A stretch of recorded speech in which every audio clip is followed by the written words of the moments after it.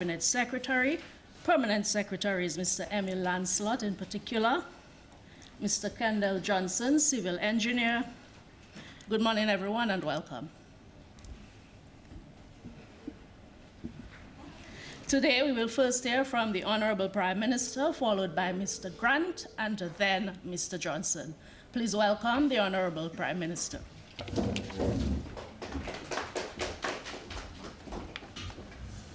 Morning, everybody. Let me recognize the Minister for Public Works, Honorable Grant. So we have the Minister of Finance, Honorable Dr. McIntyre, and permanent secretaries and media, those following the live broadcast of this press conference. Good morning, everybody.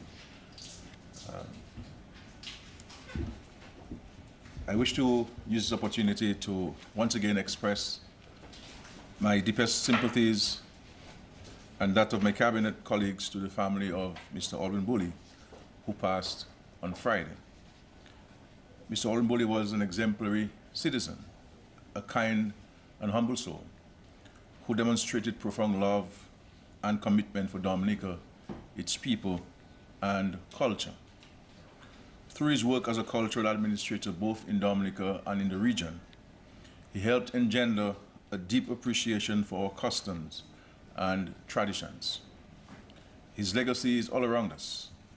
In the national flag he designed in 1978 as Dominica gained its independence from Great Britain. It is truly one of the most beautiful flags in the world, which incorporated aspects of Dominica's natural features and the spirit, character, and values of our people. The cultural division he established, providing a structured approach to the promotion and development of our cultural art forms.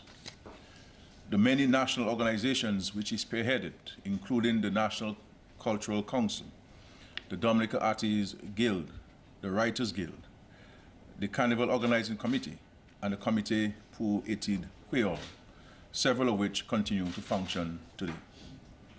The mentorship he provided to young playwrights, actors, directors, writers, costume designers, and so many other creatives, who now proudly speak of the influence he had on their lives and work.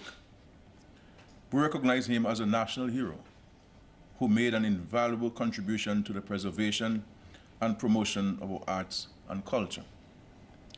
To honor his proud legacy, the Government of Dominica will bestow on an official funeral for recognizing his contribution to our country.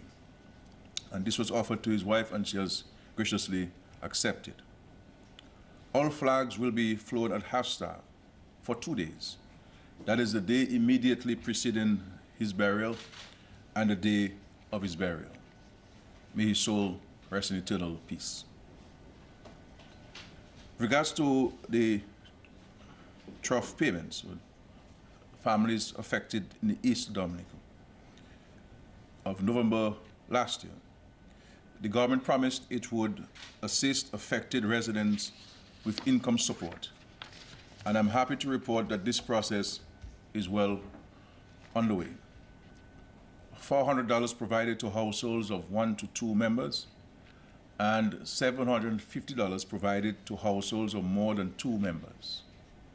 As of March 7, 2023, payments have been made to Peter Soufriere and Sansove from a total of 162 households, 145 paid. Castle Bruce, Tranto, Deepa, from 99 households affected, 84 paid. Good Hope, from 128 households affected, 102 paid. The Government of Dominica wishes to thank the World Food Program for partnering with us in this venture. Individuals in these communities who have not collected payments are advised to first verify eligibility with their respective village councils. They will be advised further on how they can collect payments. On the matter of relocation, we are moving swiftly ahead, and very soon the Cabinet will be in a position to advise the public on the concrete actions we have taken. A committee is in place to advance the process and has already developed draft eligibility requirements. as well as a relocation plan for review by the Cabinet. As I've already advised, we have taken a firm decision to relocate the most vulnerable members of these affected communities, and we're working towards this objective. I will now speak and give an update on respect to the international airport. As it relates to the international airport, you have seen the movement on the ground with the offloading of heavy equipment to begin work on the site. I have heard some public statements made in relation to payments for land and to homeowners in the Wesley area. This is a matter the government continues to address, and we wish to advise against malicious attempts by people with no direct interests in the matter of payments who are seeking to turn this matter into a conflict. The fact is, compensation is an ongoing process, and so far, this government has issued payment in full to landowners in the amount of $24,344,807.48, and this is January 2023 figure. I have given and I continue to give the assurance that the outstanding amounts will be paid to landowners in a new Joe Burton development. Works are ongoing on the construction of an additional 13 units. And just to say to the public that among these 13 people are people who were squatting on government land and who had a shack or the likes on government land. And in the usual government's humanitarian considerations, we have decided to build homes for these families. And out of the 26 who got homes in Joe Burton, we built about 12 to families who were living on a family parcel of land with very, very terrible housing condition. And we've given all of these families brand new homes at no cost to them in that regard. There are several farmers who've been squatting in government land since the Workers' Party bought these lands way back in 1999 thereabout, who are now being processed with proper leases so that they know that they have a legal document to build upon them. With the expansion of Joe Burton and turning Joe Burton into a housing area, there are about 20 or so lots which have already been subdivided into housing lots and will be sold to residents in the Wesley Woodford area. Some of them are public officers and people who work in the private sector who are desirous of owning a piece of land so that they can build their own homes in those areas. So there are many people who continue to benefit from this. So, and I must say to you, the public, persons who reside out of Wesley, that I have not met more responsible and responsive and helpful people than those whom we have engaged in the acquisition of their lots and their properties in Wesley and Palm Tree area. They have been most conscious of their commitment to the country, and we will always be grateful to them for their understanding. And in respect to compensation for crops, we have paid all of this, including people who were planting on somebody else's land with no legal documents and so forth. We compensated them. Even the biggest loudmouth in Woodford Hill, who is the former PRO, current PRO of the United Workers' Party, who got his first check, and I understand he bought a vehicle with it the next day. So he got paid and so forth. So people must speak the truth, and if they don't know, they must ask, and so forth. And then there's talk about the environmental impact assessment. We commissioned an EIA on January 2021, and that exercise was completed in February 2022. So it took over a year of evaluations and assessments. And that EIA was done jointly by two firms, one locally registered and one internationally registered, with tremendous work and studies done on various projects across the Caribbean and the world. And that assessment was conducted by a local firm, Ocean Caraïbe Consultants, working in association with Applied Technology and Management from the United States of America, and also JFK Engineering of Dominica. And of course, the studies were done. There were serious consultations with various stakeholders in the assessment and doing these various studies. So the issue of there is no EIA is certainly false and no doubt malicious. The other issue I heard some people raising, the issue of geotechnical studies. Now, I'm not an engineer, and I'm only speaking based on advice, that geotechnical studies would have to be an ongoing exercise. As you go along, you will conduct geotechnical studies. Obviously, it will be done on a phased basis, taking into consideration the areas that you're going to start earth movement or construction first and going down the road. And my understanding is that geotechnical studies as of March 7, 2023, 161 boreholes and 15 test pits, and there are over 400 boreholes planned. And due to the size of the site, and it's over 500 acres, the geotechnical testing is phased to prioritize the critical areas, where there will be a lot of cutting in order to determine how much can be used for fill, and 2, the runway, taxiway, apron, and terminal. That is the key areas where the aircraft will be landing and using. Our findings so far, they varies based on location, but predominant soil type will require some treatment to aid stabilization. We continue to engage all of our international regional partners with the Eastern Caribbean Civil Aviation Authority, who have been a key partner in reviewing master plan and all preliminary drawings that we have. We've also engaged with ICAO on this, who have also given us their feedback on this. And we've also sent the master plan and some drawings that we have to the International Air Transport Association so that they can give the feedback. At some point, we'll also be engaging the FAA, who will be a critical partner in the process of ensuring that we meet all of the international standards. And so I've always said to the public that we are following the construction of this international airport, devoid of any political interference where the engineering, the designs, the surveying will be done. Because this is a critical project in Dominica. And you will never have 2 opportunities to build it. But it is interesting to note that the very same people who want to protest and demonstrate and who want to stop the airport are the ones who were saying that they were going to build an airport in 1999. And no Dominican has been able to see, not even, crooked lines on any paper. Nobody has seen any firm that they intend or they engage on the EIA. Nothing like that.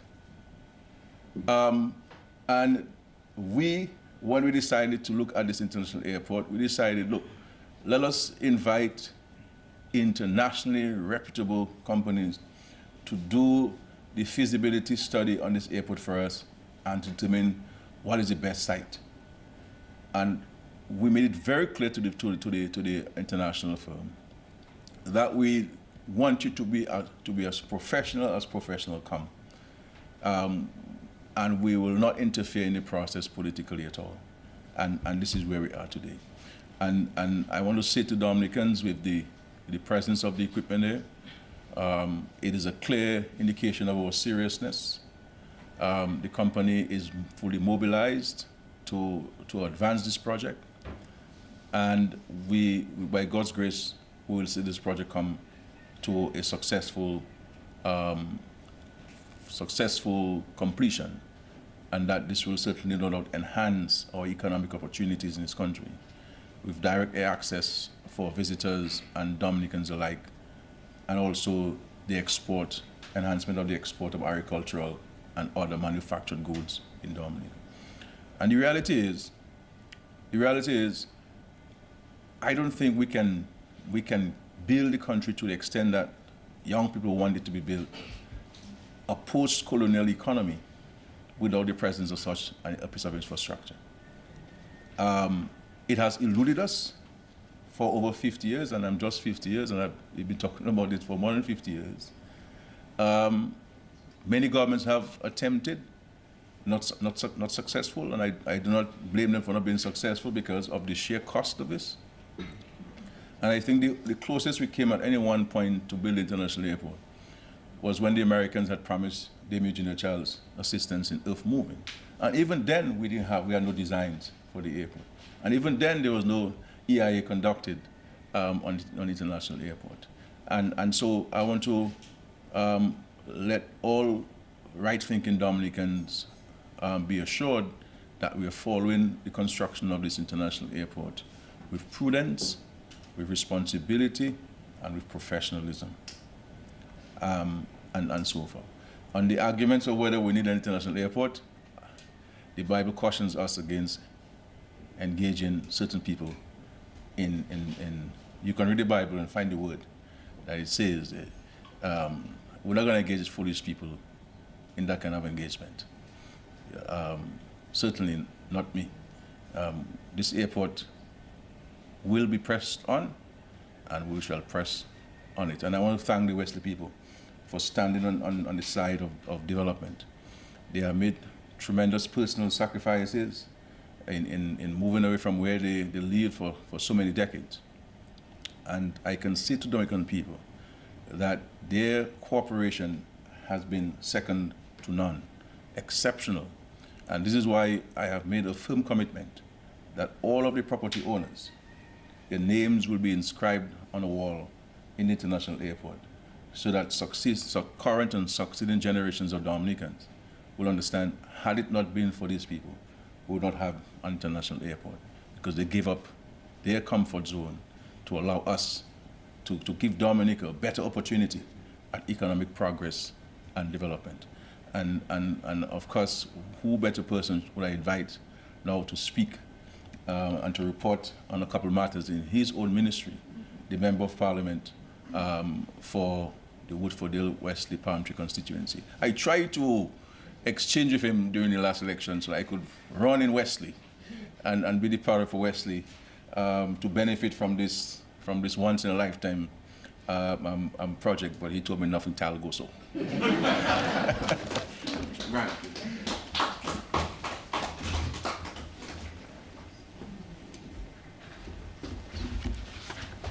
Good morning, everyone.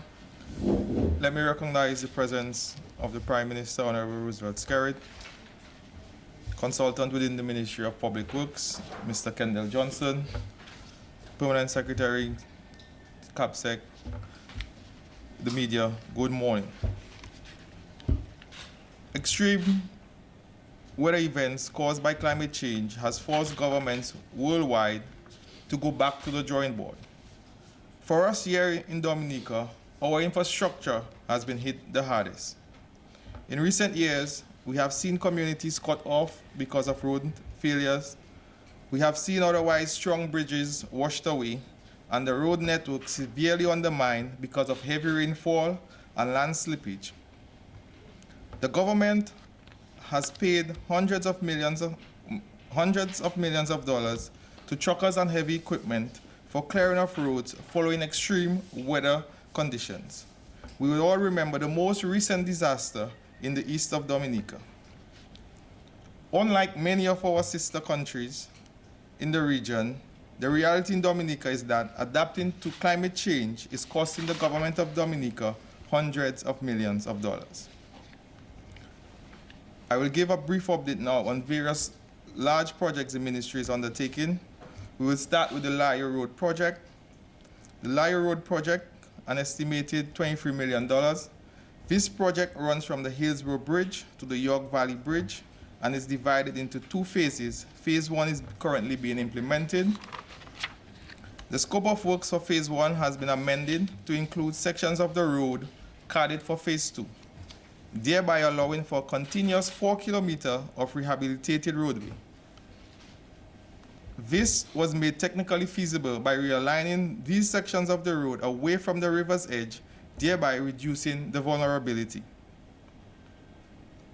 What is remain under this phase, is the river protection and draining works to be done under phase 2. To date, phase 1 has been substantially completed with the recent paving of the road marking and signage will be completed soon. Regarding the section of road from the York Valley Bridge to the Sultan Warner Junction, we are currently undertaking estimates and assessment for preparation for rehabilitation of that section of the road. The East Coast Road Project. Mr. Johnson is here with us today. He will go into more details of this project. However, I would like to thank the people of Cassibruce and the Kalinago territory for their continued cooperation while works progress.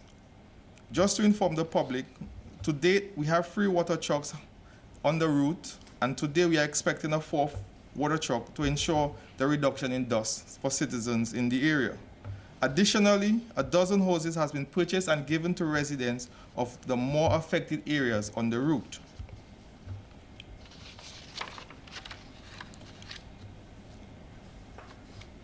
Road and bridge rehabilitation, Loubier to Granby. The government of Dominica has received financing towards the cost of rehabilitating the Loubier to Granby Road. Segment 1, Loubier to Snock Corner, 1.5 kilometers of road. This will include 2 bridges, 8 culverts, and slope stabilization intervention. Segment 2, Snock Corner to Pichler, road length 6.2 kilometers, which includes 35 culverts, 12 slope stabilization interventions. Segment 3, Pichler to Granby, road length 2.65 kilometers, 3 bridges and culverts. Recently, we had discussions at the ministry, and it is costing the government on average anywhere from $2.5 million to $4 million for 1 kilometer of road. And that is because of the increased rainfall and climate change. So it's important that the public understand the cost of these interventions. So we're looking at $2.5 million to $4 million for just 1 kilometer of road. So the interventions from the Loubier to Bagatelle Road, we will see a reduce in the vulnerability of the road to future extreme weather events, natural hazards, but generally we will see an improved safety for the motoring public. This project is in the procurement stage, and we expect the deadlines for the submission of tenders March 29th, 2023. At this time, I'll give the public an update on the North Coast Road Rehabilitation Project. We have the feasibility and preliminary design have been completed, and the estimate for that project is $427 million. $427 million. That is from Hatton Garden to Portsmouth, and that route we expected to see some 30 bridges. Now, the government, along with the Ministry of Public Works, will be undertaking this program in phases. So I'd just like to reassure the public, especially residents who use the Hampstead Bridge, that we are addressing the situation. And just to inform the general public, we continue an extensive patching program across the country. And if we have not visited your community as yet, we should be there sometime this week or next week. I know the residents of Granby have been calling the ministry. I can assure you that we will be in the constituency to ensure that the holes within the Granby constituency are patched. We move now to the Water Sector Strategic Development Project. The experience of Dominica during the disasters of Tropical Storm Erica and Hurricane Maria in the very recent past has clearly demonstrated the importance of a resilient infrastructure here in the Commonwealth of Dominica. Therefore, the WASCO's primary focus remains strengthening its water systems as such that the Water Sector Strategic Development Program is paramount among projects currently being implemented. The following sub-projects have been selected for implementation and by the application of a multi-criteria infrastructure prioritization methodology. The areas include the Roseau Valley, which includes Trafalgar, Shawford, Forcani, Copthall, and Wharton Waven. The West Coast to include Coolibistry, the East Coast, which stretches from Monjon to Cassibruce, the Calibishi water intake, and the Jimit sewer system. This project is to the tune of $30 million US, with another $8.5 million is expected to be spent by the government of Dominica and DOASCO. This project will result in a vast improvement in the water service reliability in the respective communities, as well as create significant economic activity throughout Dominica. We move now to the digital transformation project. As a nation will recall, recently the government secured funding from the World Bank in the amount of just over $76 million EC to support the implementation of our digital strategy. This digital transformation will modernize the way we do business here in Dominica. This digital transformation will ensure that the public sector delivers services to its citizens and industries in Dominica and create an environment where our young people can be innovative and create sustainable jobs for themselves. Under component 1 of this project, we will start, and I've already seen, the focus on legal and regulatory framework to institutions, reform consistent with global best practice, to support the modernization of telecommunications and the digital financial services sector, while mitigating against growing risk of the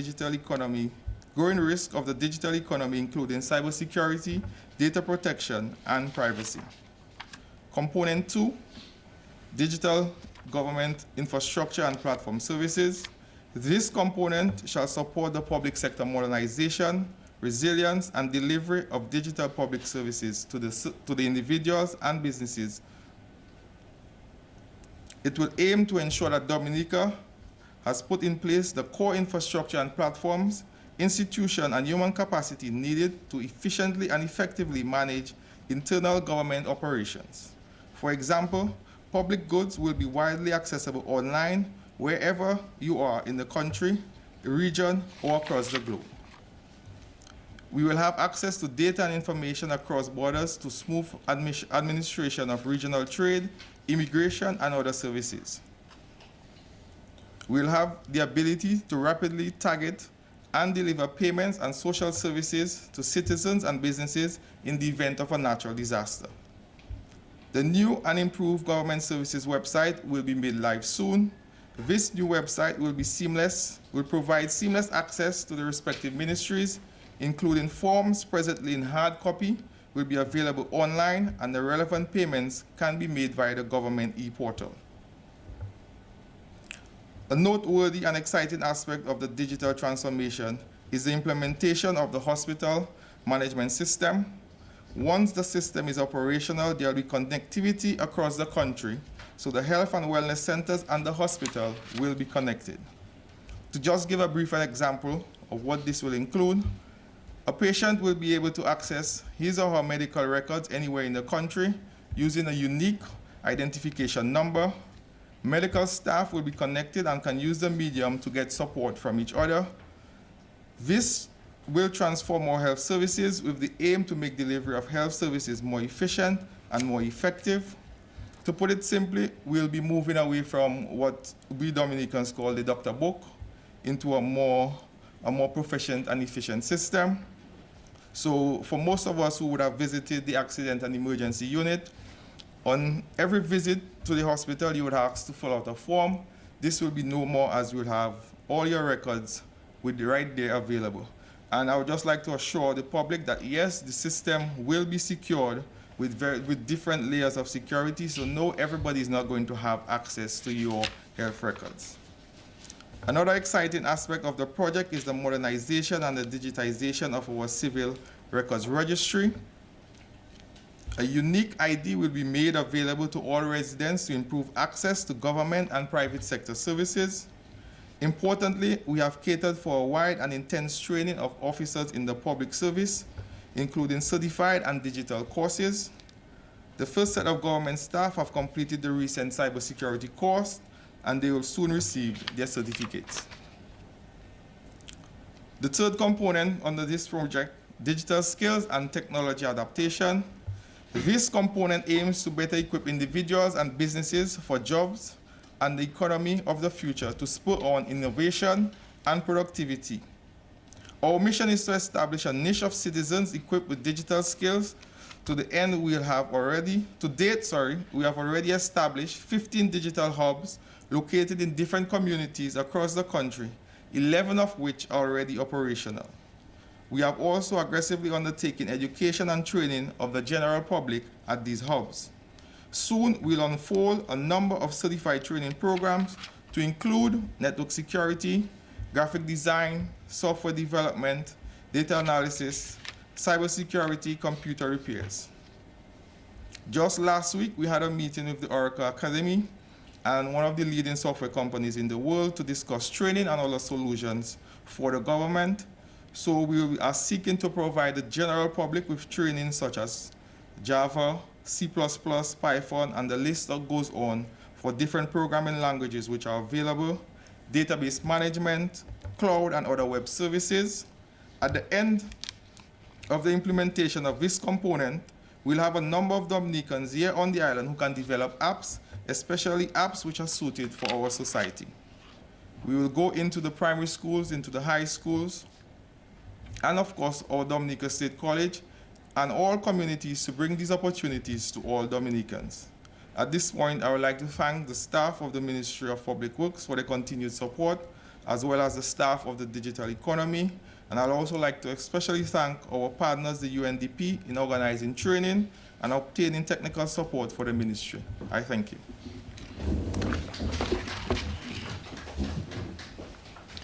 Thanks to the Honorable Minister for the summary of his ministry's activities.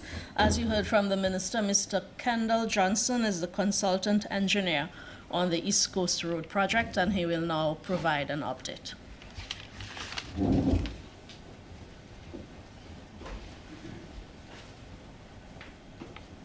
Okay. Good morning to all present. Honorable Prime Minister, Minister for Public Works, Minister Grant, Dr. McIntyre, CAPSEC, PSs, Moderator Durand, the media, and the listening public. I'm happy to be here to share some of the project statistics with you, and that is regarding the rehabilitation of the Eastern Roadworks, Phase 1. The Civil Works project comprises the rehabilitation of some 30 kilometers or 19 miles of road between the Bois-Diab Junction to Castle Bruce and Castle Bruce to Hatton Garden via the Kalinago territory.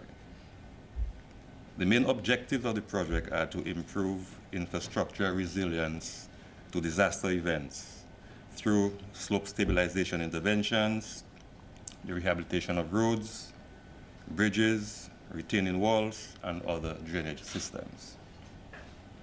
Funding for this project was made available through the World Bank and also the government of the Commonwealth of Dominica under the Disaster Vulnerability Reduction Project, the DVRP. It's a loan, eh? Yes, a loan. Yes, okay. A more detailed breakdown of the works, the project is broken down into two lots, namely lots 1 and 2. Lot 1, Bois-Diab to Castle Bruce, and the works comprise the rehabilitation and widening of the road pavement up to a travel width of about 6.5 meters or 21.5 feet. And the activities to achieve this are excavation and slope stabilization, the replacement of 2 bridges, namely the Livier Bridge, 28 meters long or 92 feet, and also the Belfield Bridge on the Castle Bruce stretch. That's about 33 meters long or 109 feet single span.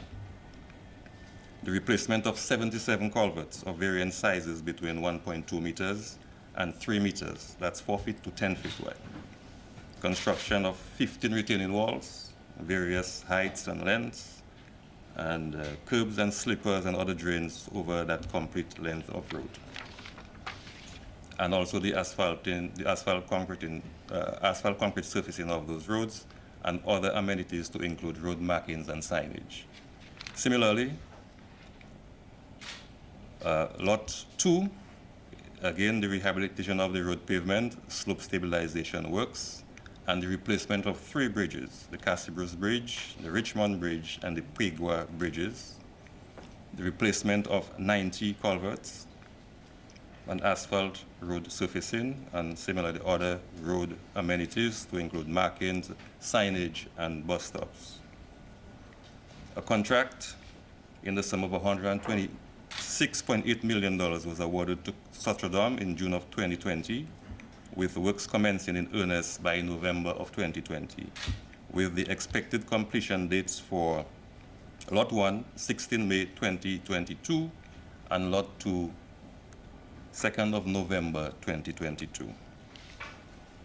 Taking into account slow implementation of works, construction delays, impacts of weather-related events, and additional works, those completion dates have been revised as follows. So Lot 1, 30 June 2023, and Lot 2, 20 December 2023.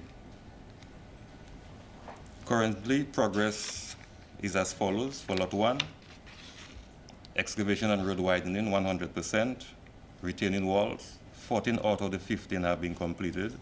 Just have one more retaining wall, and that was this along this section of road affected by the heavy rains of November last year. All of the 77 culverts have been placed, with works ongoing on 8 inlet-outlet structures, and those will be completed by the 27th of April this year. Rectangular drains, 82% or 500 meters out of the 607 meters have been completed, and those will be completed by 13th of April. Curb and slipper drains, 2.6 kilometers of the 9.6 kilometers have been completed, and drains will be completed by the 23rd of May. The bridge abutments, both for Law and the Belfield bridges, those have been completed, and the installation of the steel girders will commence by 31 of March, and the bridge schedule, those bridges scheduled for completion by the 18th of May this year. Asphalt concrete surfacing, some 1.2 kilometers from the Boadiab Junction has been completed, and during the coming weeks, so significant portions of those roads are targeted for asphalt paving, and with the road surfacing work scheduled works to be completed by 29th of June this year. For Lot 2, Cassibros to Hatton Garden through Kalinago, excavation works 85% completed. Retaining walls, works are ongoing on 4 of the 42 walls. Culverts, 30 of the 90 culverts have been placed, with works ongoing on the inlet-outlet structures, and such works are scheduled to be completed by the 16th of June. Concrete drainage works have not yet started, but those works will be completed by the 18th of September. For the bridges, the temporary diversions have been completed, and the dates for the completion of the bridges are Cassibros Bridge, 30 May, Richmond Bridge, 11th of July, and the Puigua Bridge, 19th of September. A key aspect of the Lot 2 works, works not directly related to the contractor's work, are really the upgrading of the potable pipelines, potable water pipelines from Siniku to Antrizo, some 13 kilometers. The WASCO has advised that all of the pipes have been purchased, and works are expected to commence shortly with the engagement of 2 or more contractors. Now, there's no doubt that, the project has faced some administrative challenges. From the project commencement, supervision was done by a consultant, Al Abduladi Engineering Consultancy, AEC. Their contract ended on the 15th of August 2022 and was not renewed. From the 16th of August last year to present, just about 7 months, the supervision services are being provided by an interim team led by the Ministry of Public Works and project support from the DVRP and CREDA. Some of the measures that we have employed, when I say we, the interim team have employed to sort of change things around, include the more robust project management and contract administration, the implementation of more rigorous quality assurance and quality control procedures, and really holding the contractor more responsible and more accountable to his responsibilities under the contract. We are undertaking more frequent monitoring of the project activities and ensuring that the contractor fulfills his responsibilities as specified in his environmental, social management plan for the East Roads project. Now, a public health and safety matter that has been of concern to us is the increasing and unacceptable levels of dust at Cassibruce and the surrounding hamlets, and also in the Kalinago territory. In addition to the contractor's equipment, we have engaged an additional 2 trucks and looking at a third from today. Further, last week we purchased a number of hoses and distributed to individuals within those communities to help suppress the dust. An additional 2 water trucks are expected by April. I also want to take this opportunity to appeal to equipment owners with water trucks to get in touch with us at the ministry urgently. This is in an effort to engage them for mitigating this dust situation. As I end, I wish to thank the residents of Cassibruce and likewise the residents of the Kalinago territory for their continued patience during the implementation of this important roadworks project. We will continue to work very hard to ensure that your inconveniences are greatly minimized. Thank you very much. Thank you to Mr. Johnson for these facts and figures to help us better understand the magnitude of the project and, importantly, the kind of progress that is being made on the project. At this point, I open the floor to take your questions for the Honorable Prime Minister and his colleague minister, as well as to Mr. Johnson. Curtis? Thank you very much, Zion Jura. I have 2 questions for the Prime Minister. Yes, please go ahead, Curtis.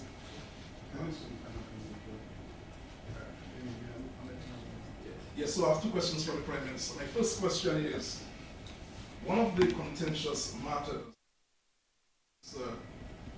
surrounding the international airport construction has to do with planning permission. Has the government of Dominica received the green light for planning for construction of the international airport? That's the first question. The other question has to do with electoral reform. Prime Minister, you have said over and over that you do not want to see Dominicans abroad at a disadvantage in electoral reform process, in any process to do with electoral reform.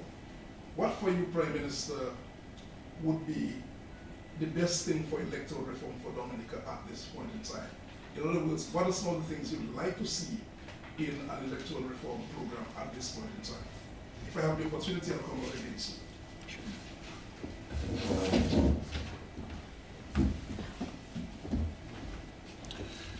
Just to, in respect to this emotive point of planning permission, planning department has 2 functions. So the chief physical planner has 2 functions. One, as an advisor to the government on planning matters, physical planning matters, and also one of regulatory function. We have been engaging on the advisory responsibility of planning, and that extends to the other officers within the government department who have an advisory role to play on infrastructure in Dominica. And so we've engaged extensively those entities of the state in the process of drawing up the master plan and ensuring that everything we do follows the necessary planning requirements of the laws of Dominica, and also, very importantly, the international standards that are required for the construction of an international airport. The view is that as you go along with the project, you will seek planning approval on a phased approach. And this is nothing new. There are projects in Dominica where we have, in fact, received planning approval. So if you're going to build a private home, you get outline planning approval to say, well, it's a good site to build, the area. This is where your wastewater is going to go. This is where your septic tank will be placed on the lot that you have, etc., etc. So you get outline planning approval until you get the final planning approval, where you submit your construction designs, your engineering designs, electricals, plumbing, where your water from your roof will end up being, whether it's on your neighbor's property, on the main road, whatever it is, etc., etc. So there's a process, and one understands a project of that magnitude. We may not have all of the expertise within the planning department to assist the government in that process, and this is why we've been engaging international entities. And we are bringing on board, as a matter of fact, in the next week or two, we will finalize the contract for an international firm, American-based firm, who will also assist both the government and the planning department in the process of ensuring that all of the engineering designs, all of the architectural designs, the emergency designs, the electrical work, all of these components are followed insofar as international requirements for the construction of an international airport. Because we don't only have to satisfy only our domestic requirement. We have to ensure that we satisfy the international requirement, because that's the only way planes are going to come to Dominica, if the airport is certified and meets international standards. So the issue of planning approval is not an issue, I believe, that the right-thinking Dominicans should be concerned about. The government will certainly follow the processes as we have done in it. But as I said to the point, I made the point earlier, persons who are here raise that question never raised those questions when it was said that airports were going to build in the past. As a matter of fact, when there was this big screen in Lagon, and what appears to be a toy plane landed on the big screen, and there was a view that the airport was going to start before the 2000 elections, the same people were excited.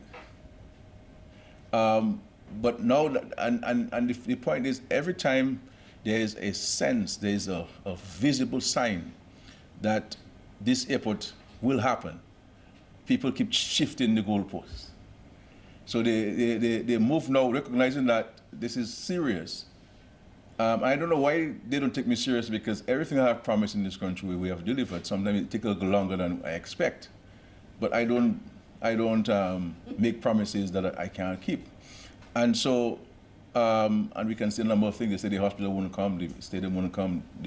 There's no way Skerrit can build a road going up to Rose Street. You have all these steps going up and the gradient.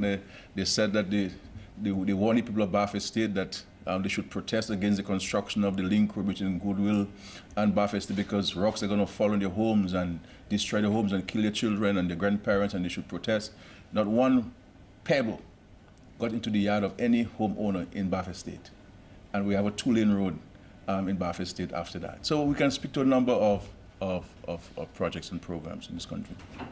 But I want to let the country know that we're taking this project very, very seriously. It is being done with the highest sense of professionalism, recognizing all of the international requirements and, of course, our own domestic requirements.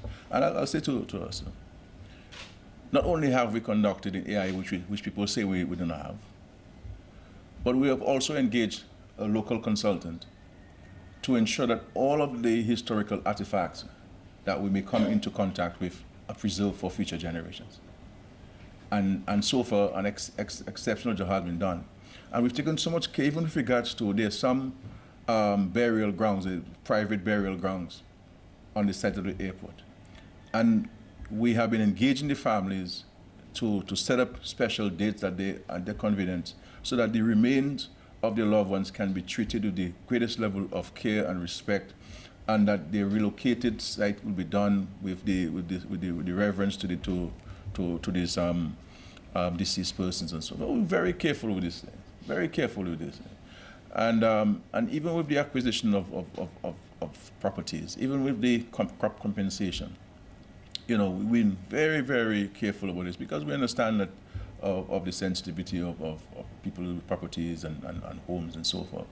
And so we're very careful with this. So the issue of planning permission that has been raised by a few people in the country is really an emotive question. And it's not a question that they're serious about. It's not a question that they're very concerned about. And I mean, the same people talking about compensation to people when they don't have any land up there. And they do not know what agreement the government has signed with these people, who have gotten paid, who haven't gotten paid yet. But they go up there and making noise for people who they don't know. And as I understand it, out of so many people living in Wesley, in Palm Tree and Woodfield, only 3 people showed up to join those who went up on Wednesday to bring negative light to the airport. So a simple response to your question, all of the laws of the country will be followed, and we'll ensure that we meet all of the international standards required for an international airport, so that we will build an airport that can be utilized for generations to come. The issue of electoral reform, as I have said before, Sir Dennis Barron has indicated that he will submit his report, I believe, on and about the 25th of March this month. We've also written and gotten confirmation of technical support from the Organization of American States and also from the Commonwealth Secretariat, who will provide us with technical experts to see us through the consultative process and see us through the passage of the legislation to give effect to some of the changes. Now, there's the issue of Dominicans who reside out of Dominica, and how do you treat them in respect to residency in Dominica post the verification process. So if a Dominican living in Florida or Guadeloupe were to go through the verification process, he gets his national ID card, he's on the voters list, how long should that person be resident out of Dominica to remain on the list, or how long should that person be resident in Dominica to remain on that list? So it's a matter for Dominicans to decide what they want. I believe that if we're making progressive changes to legislation in this current period, I think the changes must reflect a progressive and an enlightened position. That the world today really has no borders, you know, and if we're talking about the diaspora, as we like to use this word, do we talk about the diaspora only if we want their money or we want something from them, or do we truly mean the fact that even if you reside overseas or out of Dominica, that you are Dominican, and there are certain rights and privileges that you should be afforded? So I don't want to go into details of this. I will let the Dominican public look at the report that will be submitted to us, and I will make it available to the public in its entirety. And the Dominican people will make a determination on the aspects of the electoral reform process. But I have written to Sir Dennis, drawing to his attention on the first draft report that he submitted, drawing to his attention certain areas I believe that the process may look at, with some critical eyes. So I await the final report, and it's only after I get the final report I can make more definitive comments on where we go from there. Is the month, by the way, is the month of April, as you said before, it's not a time when you, yes, it's the month of April, as you said before. Would you be ready, when I say you and the government, to go to Parliament with these electoral laws? Well, it all depends on the public. I would say from the government standpoint, we will be ready to go to Parliament in April. If we receive the report on 25th of March. I would have expected, and I did in fact write to Sir Dennis, indicating to him that I was a bit disappointed that the report is taking so long to be submitted. And I was pressing actually for early March, first week of March, for the report to be made available to us. But he indicated, and I had to agree. I don't necessarily agree, but there's nothing I could do in that circumstance to say, well, 24th of March, we'll look forward to the report. But I would have expected the report to have been with us at an earlier date. And I think part of the reason why it has been delayed is that additional work has been taken on by Sir Dennis because the drafting of the legislation was not part of his terms of references initially, but that was taken on. And so I look forward to this report. And it may very well be a situation where we may have to go to Parliament twice to pass a first piece of legislation and a second piece of legislation. So it will wait for the report 25th. But there's certain anxiety in my bones to get this off the national debate in the country. And I hope that once we do that others, persons will focus on more critical aspects of our development and make life better for our people. Yes, Matt, please. Yes, good morning, sir. Good morning. I'm following up with Curtis as it relates to the planning commission there in the western area. As we speak, there's a group that have been speaking about an injunction if following measures not followed in the law. Are you not concerned about this at this time? I know you're moving with speed for the international airport. And another concern that came up, the parrot is there, and there's not been consultation with people of West. Can you speak to that, sir? Yeah, this is one of the most democratic countries you'll find anywhere in the world, and it is one of the countries where freedom of expression is exercised beyond measure anywhere in the world. And therefore anyone is free, or any group of individuals is free to go to the public and to the courts and to file whatever they wish to file. There are people who file caveats on properties that they don't even know where it is. So we have these things happening in Dominica. And it is up to whoever wants to go and file an injunction to stop this international airport. But all I would say to these people is that their actions will not be taken kindly by people of Dominica. Because their actions is not to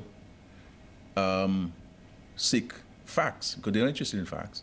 Because even when I hear the same people talking about no EIA was done, and many times in the public domain, including in Parliament, I indicated that we had engaged a team to conduct the EIA. I indicated to the Parliament and to the public of Dominica that a first report was submitted to us and that the final report is ongoing. We indicated the team that was doing it, et cetera, et cetera. There were photographs of the team being on site engaging in the EIA. So it would be unfortunate that anybody would take that course of action. But we have some very funny people among us in this country sometimes, and so they're free to do whatever it is. But I'm not going to bed with any sleepless nights over that at all, certainly. So they're free to do that. So do you realize it's one of your former civil servants? Making a comment? Who's that? The planning. Who former field civil servant? The chief of planning. Miss Edwards. Well, Mr. Edwards, if you talk, you say Mr. Edwards is a politician in every aspect of the word. Politician? Yeah, politician. Anybody who feel like that who speak about these things are not raising this thing from any professional standpoint. Where was she when Edison James and people said they were going to build an international airport? She wasn't planning. What did she say? Did you see the record question Mr. James about whether he had planning approval or anything like this? But you're in Dominica longer than I have been in Dominica. You know these people even better than me. These people are not, look at the committee that was formed when we were acquiring the lands. People who said they were born in Wesley but had not been in Wesley for so many years. Their lands were not being affected in any way. They don't have, and they sought to stop the airport. The attempt was to stop the airport. The people who are opposing to this airport are the same people who have been opposed to every single thing constructively that have been done in the country or attempted to do in the country. And I think young people in Dominica who wish to see a better life for themselves, more opportunities for themselves in Dominica, having been provided with access to tertiary education by this Labour Party government, must stand in defense of their future. They must stand in defense of their future. Because what these people are attempting to do is to steal the young people's prosperous future from them. I mean, if these people have some spirit within their bones that are fighting with them, then they need to go and have it exercised, but not try to bring the people of Dominica down or prevent opportunities for people of Dominica. And I think we have to distinguish serious questions of concern from politically motivated questions. So you don't think it's professional? I know it's not, but it's not. You know that, Comrade Matt. I mean, you know that it is not professionally done. You know that people are not raising this at all. It's politically motivated. These are the same people who have raised objection to everything that we have done in this country. Everything. Everything. They are opposed to it. So it is not being done by people who have a genuine desire to ensure that things are done correctly. And we have no problem with people raising questions with us, to express a genuine concern of ensuring that things are done properly, and we stick to the law, we stick to planning approvals, we do the EIA, we do proper geotechnical studies, the engineering has been properly reviewed, et cetera, et cetera, et cetera. So we have no problem engaging. And for anybody to say that we have not engaged the public on the international airport, clearly it's been mischievous. I have led consultations in Wesley prior to the decision to acquire land, after the decision to acquire lands, shared some of the conceptual drawings and master plan concepts to the people there. We've had some extensive consultation, especially with those who are directly affected. On many occasions I've gone up there. Small groups, larger groups, various stakeholders beyond the Wesley, Woodford, and Palm Tree area. It's an ongoing process. It's going to be an ongoing process. We have not even seen actual earth movement started. It's an ongoing process. At every stage of the process, we will engage. We should finalize the design of the website very soon, so that people can be kept on the ball with updates on what's happening, and the EIA and all these documents will be placed on the website so that people can read it themselves, and et cetera, and give you ball by ball updates of the international airport. This project is being done in the most transparent way. You understand? And so forth. So this is where it is, and people who are raising vexatious points, they're not professionals. They'll say that they're professional, but they're not professional. They're political activists. We continue. Another concern that's circulating right now about this French nationalism in Dominica. How many concerns? Because I know the allegations are coming from Martinique and maybe Paris in search of this young lady. Any concerns at this time? Well, we in the Ministry of National Security, the police, have been in direct contact with the French authorities and collaborating and cooperating. I've been kept updated on this matter by the Minister of National Security up until Saturday evening. He briefed me on what has been done and our collaboration with the French authorities. I have said to the Minister of Security to communicate to the police here that we should, because the yacht which the lady came on left to go back to Guadeloupe. And I believe that the French authorities need to pick up the boat captain and the yacht people, because she cannot have a crew, and so I think that while we're making efforts to search for the young lady here, because it's difficult to search for her if you don't know a particular area that she went into hiking or whatever it is, and I don't think that we should rule out foul play by anybody involved in this, and so I think that this yacht and the yacht captain who now in Guadeloupe, I've been told, or heading out to Europe, should be held by the French authorities and to give answers as to where has the crew gone, the crew member gone. But we collaborating as we've always done on these matters on a daily basis, and there's the communication throughout the day for the last several days with the French authorities, and whatever support we have to provide. It's very clear that Dominica will provide and has been providing that support for her. And so we do hope and pray that she is safe somewhere, and that she could be located, whether in Dominica or Guadeloupe, for that matter. Did I miss a second question of yours, Matt? You say? No, the consultation. Okay, consultation. Okay. The MP to make a comment. He's very silent. But you got the response from the government. Yeah. So just two questions quickly. The equipment, the transportation of the equipment, the heavy equipment for the international airport, what routes will be used to transport those equipment? And because I know at one point there were some concerns regarding the Antrim Road, a certain part of that road deteriorating. Number two, Kenisha, has the search for Kenisha been officially called out? Can you update us on that? And there's a wonderful plan in place for the city of Roseau. Can you update us on the Roseau Enhancement Project? Yeah. The issue of the equipment, I've been advised that we'll use two routes. We'll use the Portsmouth route, depending on the size of the equipment, and also the interior road to get to the airport side. So two routes will be utilized in the transportation of the equipment on that side. And secondly, with regards to Kenisha, obviously the police may end the physical search in the forest, but the case remains very open as far as the police is concerned. And so it is not a file that has been closed by the police at all.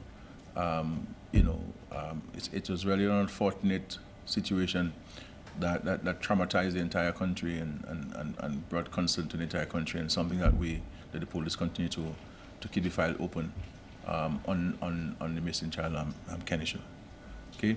With regards to the city of Roseau, I expect that the Ministry of Public Works and others will advance this project in the next few weeks. There have been some delays. Some of it had to do with the consultative process and the engagement of the service providers, with Domlec and Flow and Digicel, and the abilities to run the cables underground, and some not having the capacity, etc. And so the final decision really for us, I believe, would be to proceed with the project, make provisions for the underground facilitation of the cable, and that will come later down, because as far as the residents of Roseau, first and foremost, and those of us who come into the city and the wider community, we are concerned about a couple of critical things: the drainage, the surface of the road, and very critically, the sidewalks. And I believe that we're gonna move ahead quickly with those components, while we will address the issue of the telephone poles and the overhanging cables on the city. So you won't see those cables being disappearing while the project is being under construction, because of the challenges we're having with the service providers, and we do not want to delay this project anymore, because that is very, very, very crucial for the residents of the city. But allowance will be made for this. Where we have to work with DOASCO, because DOASCO will eventually have to dig the road after we do it.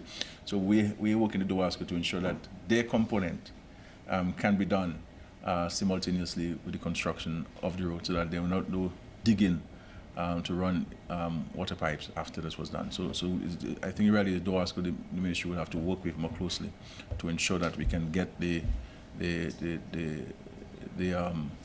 understanding of engaging, of doing this stuff side by side. But really and truly, I believe Dominicans are pretty concerned about the drainage, because the stench in the city will not go unless you have the broken drains fixed, and then you insist that restaurant owners have traps to trap the extra food, and that the used oil are disposed in a particular manner, because all of these things contribute to this thing.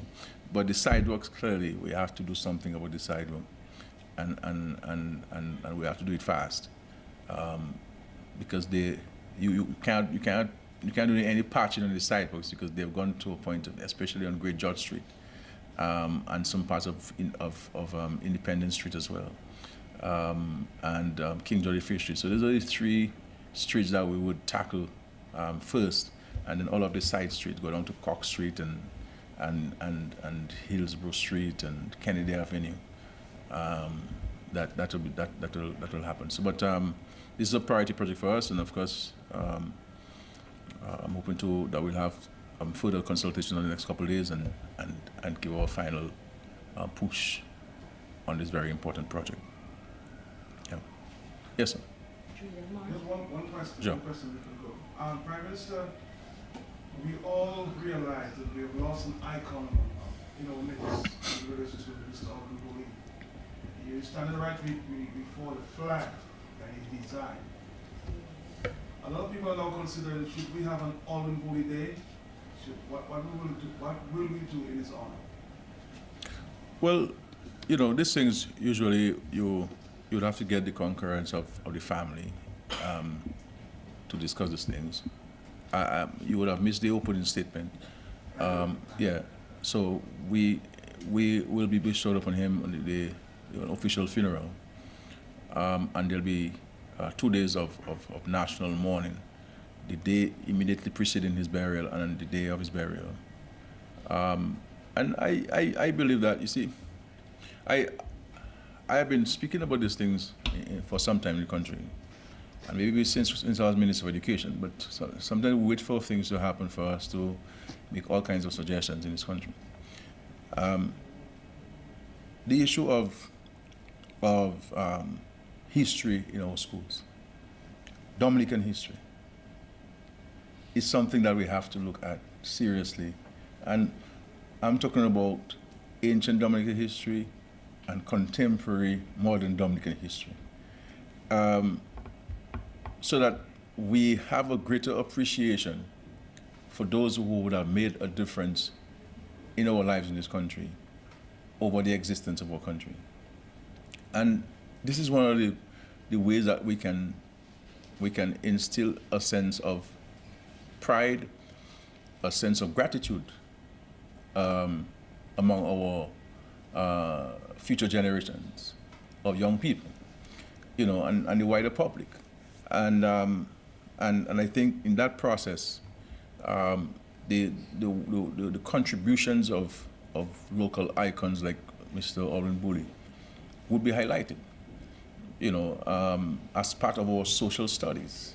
And I find that our social studies in the schools doesn't have enough of a local Dominican content, except in national assessment where you have a few questions here. But we have to have an appreciation for local social studies, local history, so that our people have a better appreciation for Dominica and things Dominican, and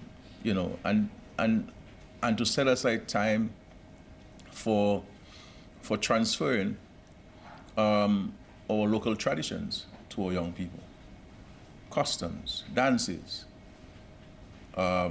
language.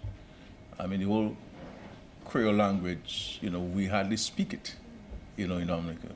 You speak to somebody in Creole in Dominica, they respond in English, So we have to be conscious of it. And I mean, times have changed. The world has no boundaries. You have access to television, all sorts of productions and so forth. So I understand, but we have to ensure that there's an anchor.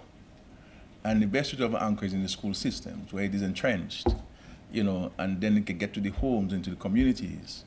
So we really need to revisit those things and not make it a subject where you have to sit an exam. It has to be about your culture and your traditions. You understand? And I think too that we have to get to the state of maturity in Dominica, where we need to look at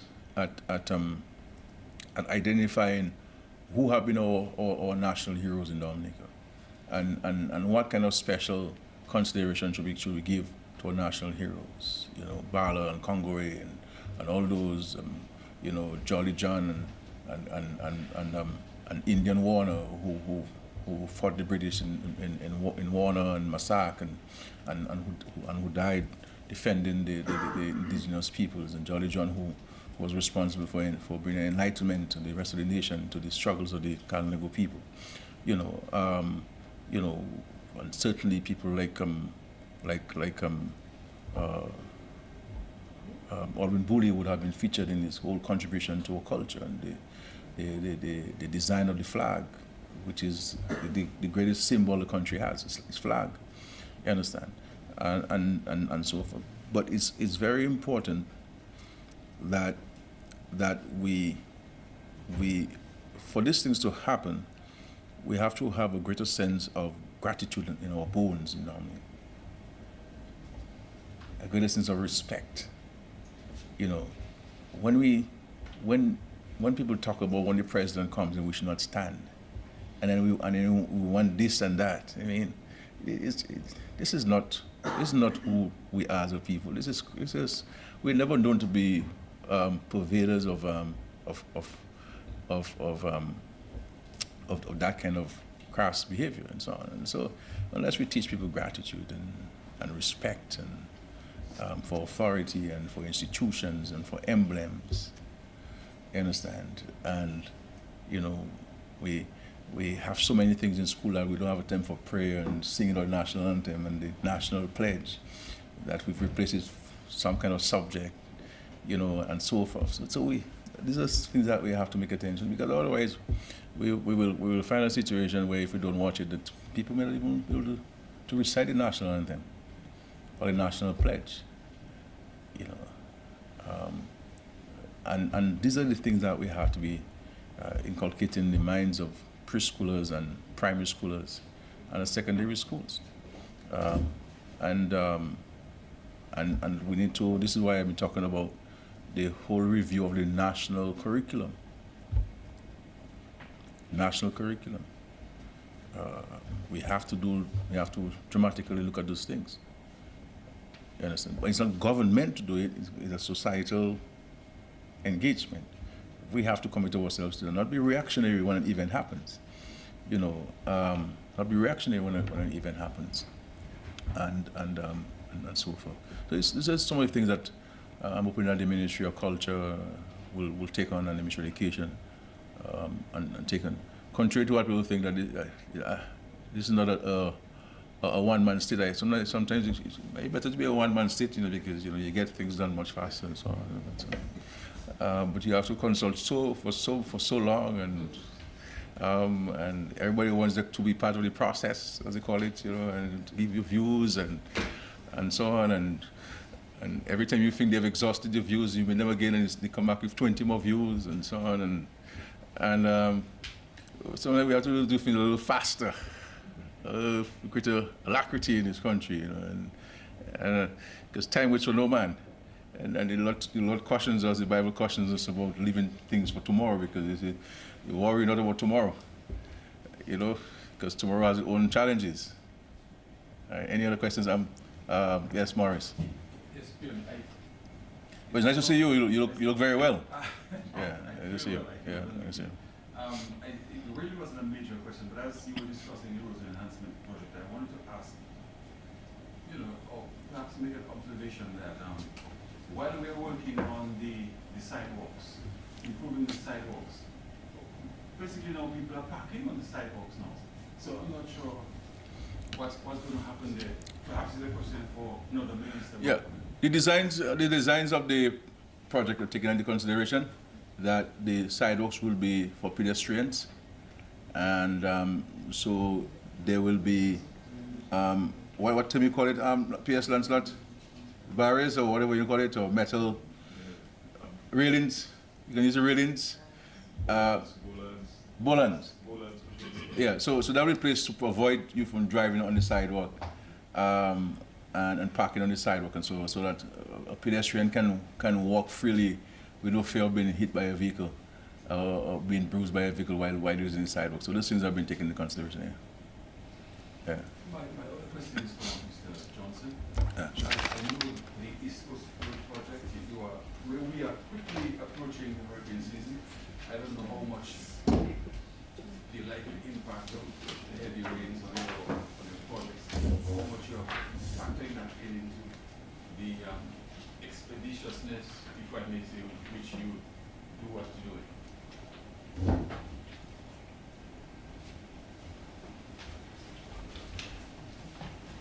Okay, thank you for that observation. So, as you would have realized, the rains have the greatest impact on the slope stabilization aspect of it. And as we stated earlier, for Lot 1, that has been completed. And secondly, for Lot 2, it's 85% completed. The remaining sections for Lot 2, though, are not in any sort of challenging situations. It's pretty much rock excavation to be done. So we do not see much of a challenge there. Interestingly, and what has led to some delay on the project is initially when the project was conceptualized, the designer looked at installing or designing culverts of similar capacity to what was there before, of course with some upgrades. So you looked at looking at 3-foot diameter culverts. But from our observation post-Erica and Maria, especially for maintenance reasons, we made the ultimate decision to upgrade those sizes to a minimum of 4 feet by 4 feet. With the last heavy rains, I can tell you, we saw that was quite a wise decision to do. If we were stuck with the smaller size pipes, of course the hydraulic studies would have since shown, okay, they could easily pass through all the discharge. But the challenge in our climate is obstructions, okay? Obstruction from trees and other debris coming down, affecting those culverts. So the larger sizes allow more discharge, more obstructions to pass through. So, I mean, we cannot say for sure with the hurricane season that is upcoming what is going to happen, but I can say that we're in a better position now to deal with any likely impact if something were to happen. Thank you to Mr. Johnson. We do not want to keep you past the lunch hour PM. I see Curtis has a question. Go ahead, Curtis. Prime Minister, Albin Skerrit, the port manager of Antigua and Barbuda, made a very interesting statement with Cecil Joseph last night when he said that they've just completed the Antigua port at a cost of $100 million. He's suggesting that Antigua's port can serve as a hub for the other OECS territories, and that it does not make sense for the other islands to get into building new ports with a cost of over $80 or $90, $100 million. What is, I'm not sure whether you heard the statement from Albin Skerrit when he spoke to Cecil last night, but what is your overall feelings on that statement from him? That they could serve as a hub for the other islands, and Dominica and St. Vincent, St. Kitts don't necessarily have to go into building major ports in the future. And my second question, has the Prime Minister started considering names for a new president for Dominica?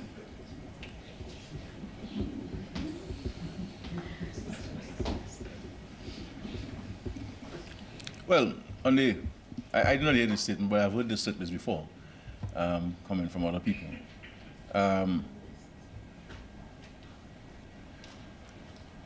I'll make it very clear that we'll proceed with the construction of our international airport.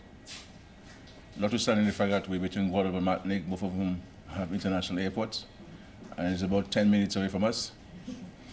And we will also proceed with the construction of a new cargo and cruise terminal to replace the current deepwater harbor and to introduce the use of technology for the better management of cargo coming in and out of Dominica, and to ensure that we have a more resilient port in the event of a natural disaster. So while we commend other countries for building their facilities for domestic use, Dominica is no different from other countries. We have to have our own infrastructure, and we will have our own infrastructure, notwithstanding the fact that others may have theirs. And and so this is my preoccupation as the Prime Minister, to ensure that we have our infrastructure to serve our purposes, our national interests. Where we can collaborate and partner, we're prepared to do so, and we've always done so. But we have to secure our own future and our own development, and so on. And so on. The other issue of the president, the current president, His Excellency Charles Sovereign, his term comes to an end on October 1, 2023, and he would have served 2 terms maximum as stipulated by the Constitution. We have given consideration for a replacement of the president, and at the appropriate time, I shall inform the country of likely candidates and the final candidate for consideration. So that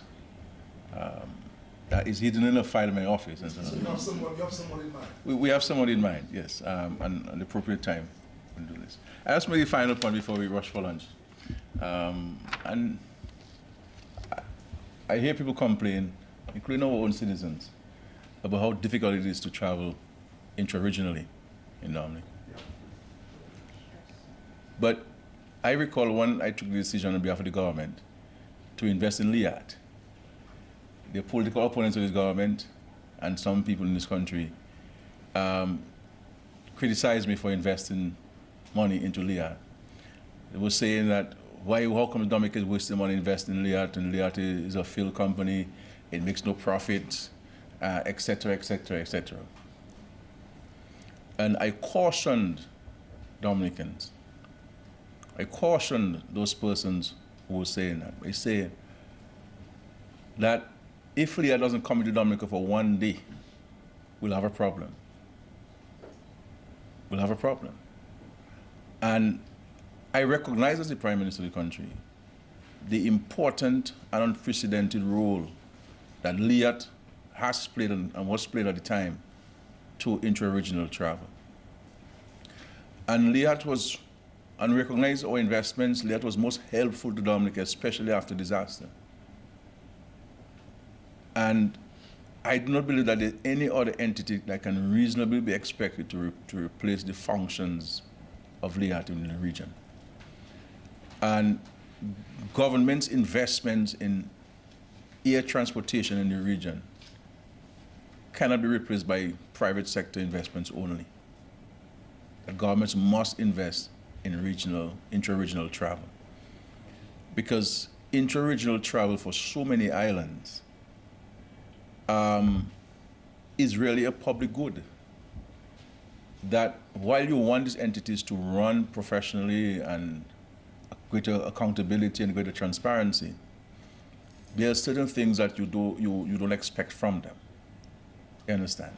Because they have to fly into areas that a commercial airline running as a private investment would not want to go into. You understand? And that's where LIAT was important. And so I would rather I was declared to be wrong by history than I am correct by history. Because this is affecting all of us so badly.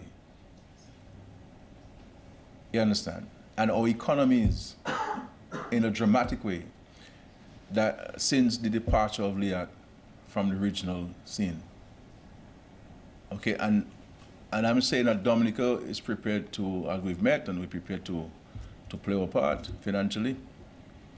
But you absolutely need a construct like LIAT that will be complemented by the private sector airlines to give you the kind of service that you really need in these islands. And this is why you look at most parts of the world, that the treasuries of these countries, no matter how developed your country is, that the treasuries of the country play a role financially in the running of these airlines because of the greater good to the economy, and so this is why, so, you know, we speak in this country from an emotional standpoint sometimes, and largely from a partisan standpoint. So everything Skerrit does, there'll be people who will oppose it, even if it is that they're thirsty and I give them a glass of water, they'll have a problem with that. You understand? And we have to elevate our discourse in this country and the content of our discourse in this country. And look at what's happening. We're chastised, we criticize. Like, there are so many questions that were asked of me in Parliament about Liat and wasting money, and comments being made and wasting money and so forth. And people, I warned us in this country that we cannot do without Liat for one day, far more for its eternal departure.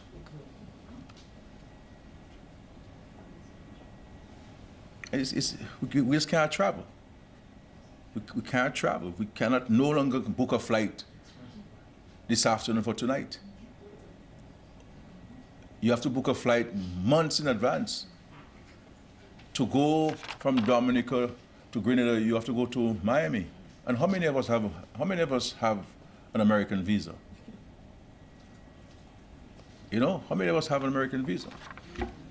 And so this is a regional emergency, intra-regional travel.